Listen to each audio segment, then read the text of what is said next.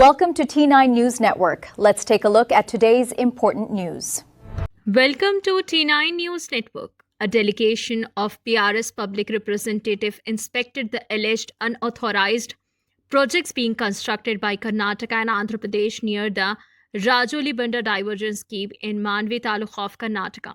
Speaking on the occasion, former Minister B. Srinivas Gaur alleged that the chief ministers of the three states had acted together against Telangana's interest. He claimed that the Palamuru project was left incomplete and that efforts were being made to prevent water from reaching the RDS left canal, causing serious hardship to farmers in the undivided Mehboob-Nagar district. He demanded that Congress minister clarify whether permission had been granted for the alleged illegal constructions. Srinivas Gaur said the BRS had earlier stopped attempts to divert water through the right canal, Sonke-Sula, but alleged that all arrangements have now been made to resume the diversion. He stated that if the BRS returns to power, it will dismantle the alleged illegal projects, safeguard farmers' interests, take the issue to K. Chandrasekhar Rao and launch a public awareness campaign. The other prominent leaders, C. Lakshma Reddy, ex-minister and district president BRS party Mehboob Nagar, Naveen Reddy, MLC, R.S. Praveen Kumar, Shalla Venkat Reddy and others were present in this delegation. Do like, share T9 News Network. కాపాడుకుందాం పాలమూరు రైతాంగాన్ని కాపాడుకుందాం పాలమూరు రైతాంగాన్ని ఖబర్దార్ తెలంగాణ ద్రోహులారా ఖబర్దార్ తెలంగాణ ద్రోహులారా ఖబర్దార్ తెలంగాణ ద్రోహులారా తెలంగాణ రైతాంగ వ్యతిరేకులారా ఖబర్దార్ తెలంగాణ రైతాంగ వ్యతిరేకులారా we want justice we want justice we want justice we want justice మేమందరి సమక్షంలో గత 15 రోజులుగా మేమందరం కూడా ఎప్పుడైతే ముగ్గురు ముఖ్యమంత్రులు gate opening Tungabhadra gate repair చేసి ఓపెనింగ్ రోజు ఒంటరిగా ముగ్గురు కలిసినప్పటి నుంచి మా గుండెల ధడ స్టార్ట్ అయింది. అంతకుముందు నుంచే మేము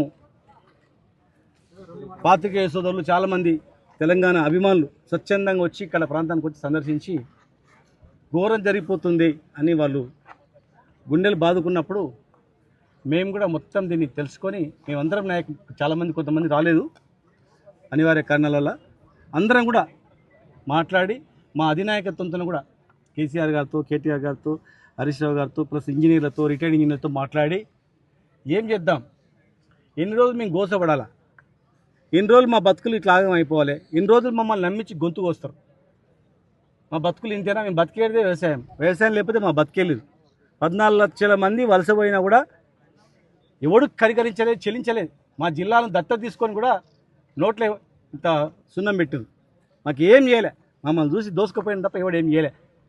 ఇలా 10 ఏళ్ళు కష్టపడి పెండింగ్ ప్రాజెక్టులు కంప్లీట్ చేసుకొని కొత్త ప్రాజెక్టును కూడా 90% పాలమూరు రంగారెడ్డి జిల్లా ప్రాజెక్టు కంప్లీట్ చేసుకొని కేలేని ఆధునీకరించుకొని ఇక భవిష్యత్తులో ఇంకా వలసలు ఉండవరా బాబు మనం బతు అనుకున్నాం. కానీ పొరపాటున మరి ప్రజలు నమ్మిండ్రు, ప్రభుత్వాన్ని నమ్మి ఓట్లు వేసింది. 3 సంవత్సరాల నుంచి 10 సంవత్సరాలు మిగిలిపెట్టిన ప్రాజెక్టు కంప్లీట్ చేయలేదు పాలమూరు రంగారెడ్డి జిల్లా ప్రాజెక్టు. ఇక సరే వాళ్ళు చేస్తారా చేయరా మళ్ళీ మేము వచ్చినాకనే చేసుకుందాం అనుకున్నాం. కానీ ఇవాళ చూస్తే ఇక్కడ శ్రీశైలం డ్యామ్కి వచ్చేటివే దాదాపు 400 టీఎంసీలు నీళ్లు తుంగభద్ర నుంచి వస్తాయి, మిగతా కృష్ణా నుంచి. ఇక ఈ తుంగభద్ర అనేది డ్యామ్ కట్టిందే మేము కట్టినాం. ఎస్, ఆంధ్రాలో చాలామంది అనుకుంటున్నారు ఎవరు జాగీర్ అని. మా అబ్బా జాగీర్ రా ఇది, మా తాత జాగీర్, మా తాత ముత్తాత చెమటోడిచి కట్టిన పన్నుతో కట్టినటువంటి ప్రాజెక్ట్ ఇది తుంగభద్ర ప్రాజెక్ట్. ఎవరినబ్బా సొమ్ము కాదు ఇది, మా అబ్బా సొమ్ము.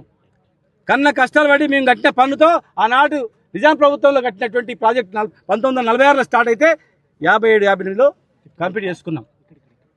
మేము కంప్లీట్ చేసుకున్న ప్రాజెక్టు దురదృష్టంలో ఈ జిల్లాలు మొత్తం కూడా కర్ణాటకలో కలిసినాయి. తెలుగు రాష్ట్రాల పేరు ఆంధ్రప్రదేశ్ ఏర్పడి అందులో పోయినాం. మా దురదృష్టానికి అవతల పక్కన మళ్ళీ ఆంధ్రనే వచ్చింది. ఆంధ్రప్రదేశ్ ఏర్పడినా కూడా తెలంగాణ ప్రజలను కానీ తెలంగాణ రైతులను కానీ మనుషులాగా చూడలే. మాది మోటార్ల వ్యవసాయం, వాళ్ళది కాలువల వ్యవసాయం. ఇక విసిగిపోయి తెగించి తెచ్చుకున్నాం. ఇవాళ చూడండి, ఇవాళ ఇక్కడ చూడండి కళ్ళకు నీళ్ళు వస్తాయి, ఈడనేమో ఆర్డీఎస్ తెలంగాణ వైపునటువంటి లెఫ్ట్ కెనాల్ ఏమో ఇక మొత్తం మట్టి ఇసుక కావాలని ఇస్తలేదు, సిల్ట్ తీయకుండా ఇక నీళ్ళు రాకుండా, చుక్క నీళ్ళు కూడా రాకుండా ఇక్కడ ఆనకట్టేసినట్లు వేసిండ్రు. అక్కడ సుంకేశ్లకు పోయేటువంటి దగ్గర గేట్లు బద్దలు కొట్టి ఈ ఆర్డీఎస్ జనరల్గా ఈ డ్యామ్ ఈ బ్యారేజ్ నిండి ఓవర్ఫ్లో కావాలా, కట్టిందే దానికి. బుద్ధి జ్ఞానం ఉన్న ఎవడైనా, అన్నం తింటాడు ఎవడైనా ఇక్కడికి వస్తే ఇది అన్యాయం అంటారు.